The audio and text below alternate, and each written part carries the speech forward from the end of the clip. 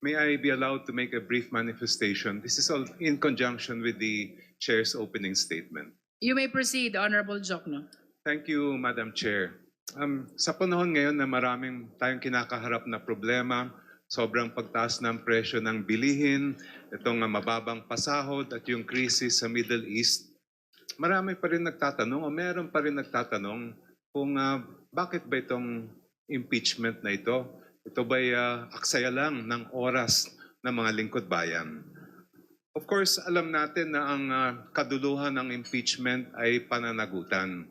Pero kailangan siguro natin bigyang diin na ito ay isang hindi ordinaryong proseso.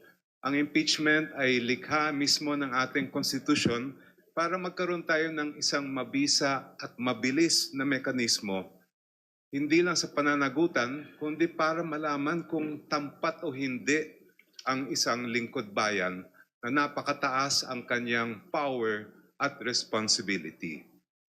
Kasi po, pag hindi tampat ang lingkod bayan, ang resulta ay korupsyon. Ang bawat pisong nawawala sa korupsyon na napupunta sa bulsa ng isang opisyal ay pisong ninanakaw sa pinahirapang pera ng ating mga taxpayers. Ang pondo natin ay hindi dapat ginagamit para sa bulsa lang o sariling interes, kundi para sa ikabubuti ng lahat. Deserve ng ating mamamayan ang mga leader na magpapatibay sa ating mga institusyon, hindi lang yung mga magpapabagsak nito o magkapapakurap ng pera ng bayan. And that is why, Madam Chair, impeachment is so important for our nation even in this time of crisis. Hindi po madali ang mga nakaraang buwan para sa mga miyembro at chair ng committee.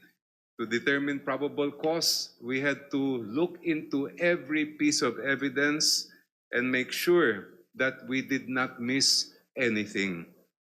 Kaya dahil dito, I think we should commend our chair, all the members of the Committee on Justice and all the secretariat as well, beginning with the committee secretary, dahil wala tayong ginawang shortcut, hindi tayo sumuko sa mga banta. We did the work that the Constitution required of us. Kaya po sa pag-usad ng impeachment case, huwag sana natin kakalimutan. We are doing this para ito sa mga pamilyang nagtitiis sa presyo ng bilihin habang nilulustay ang pera ng bayan. Sa mga manggagawa, mga magsasaka at mangingisda na talagang nagkakanda kuba na sa kahirapan pang araw-araw sa kabila nitong nakikita nating korupsyon. At lalong-lalo na para sa mga kabataan natin na nangangarap ng isang magandang kinabukasan at naghahanap ng hustisya at pananagutan. Maraming salamat po, Madam Chair.